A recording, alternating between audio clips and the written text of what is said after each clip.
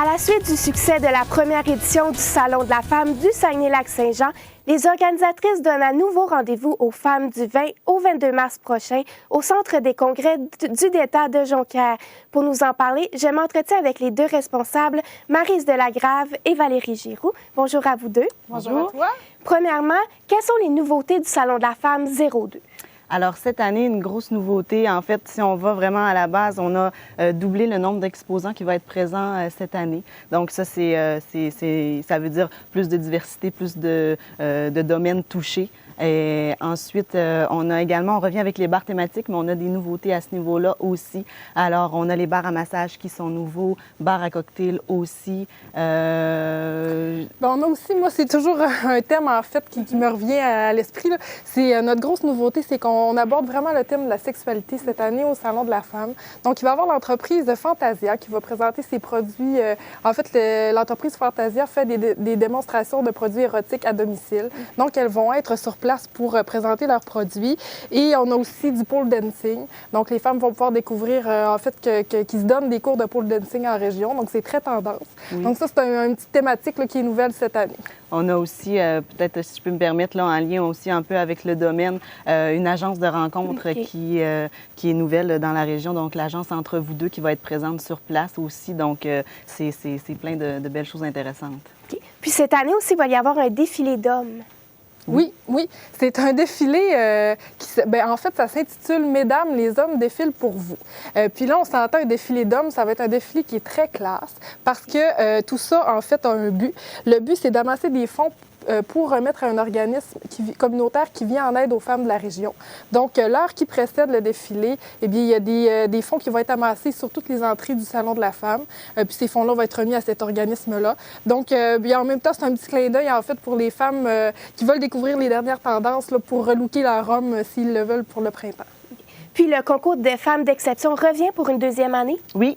D'ailleurs, les finalistes ont été sélectionnés déjà. Et puis, le dévoilement de la lauréate se fera le samedi soir, juste avant le défilé d'hommes, justement, au salon. Okay. Puis, est-ce que les participants de l'année dernière ont bien répondu? Oui, on a eu une belle réponse au niveau des visiteurs, au niveau des participants du concours aussi. Cette année, on a augmenté les mises en candidature, des belles candidatures encore une fois, donc des femmes qui méritent en fait d'être mises en valeur de la région. Puis cette année, est-ce que vous vous attendez à avoir plus de personnes que l'année dernière? Oui, on ne s'est pas fixé d'objectif en tant que tel, mais bien entendu, si on parle de plus d'exposants, donc ça amène toujours plus de visiteurs. Il y a beaucoup de gens qui n'avaient pas entendu parler de nous. La première édition, ça fait toujours ça. Là, ça prend du bouche à oreille, ça prend des gens qui y vont. Donc, moi, je pense qu'on va être bien surpris cette année de voir le succès encore, j'imagine, là, de notre événement. Okay. Puis cette année, la présidente d'honneur, c'est nulle autre que Maï Paiement. Oui. Qu'est-ce que vous pensez que ça va apporter à cette édition?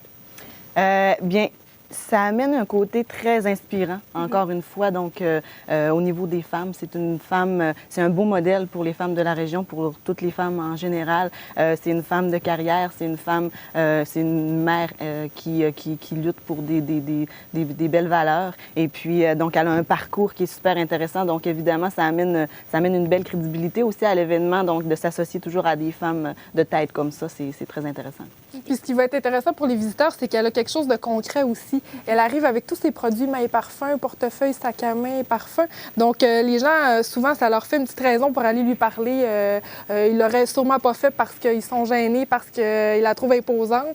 Donc, le fait, en fait, qu'elle puisse avoir quelque chose de concret à présenter, ça va lui permettre d'être plus à même de parler aux gens, là, si on veut. Puis, si on veut mettre l'eau à la bouche des femmes, mis à part les nouveautés, quels kiosques vont-elles retrouver? On a une grosse diversité. Oui. Notre but, en fait, en faisant le Salon de la femme, c'était d'informer et de divertir. Donc, je pourrais dire que les femmes vont être comblées si elles viennent au Salon de la femme. On retrouve des organismes qui présentent leurs services qui sont offerts ici en région pour les femmes. On touche le domaine de la santé, du voyage, des cosmétiques. C'est quoi les dernières tendances? On entend toutes sortes de choses, c'est ça, mais il faut se démêler dans tout ça. Notre but, c'était vraiment qu'on retrouve tout ce que nous, les femmes, on aime. Puis, on est très satisfaits cette année, là, de la diversité. OK. Puis, qu'est-ce que cette deuxième édition signifie pour vous?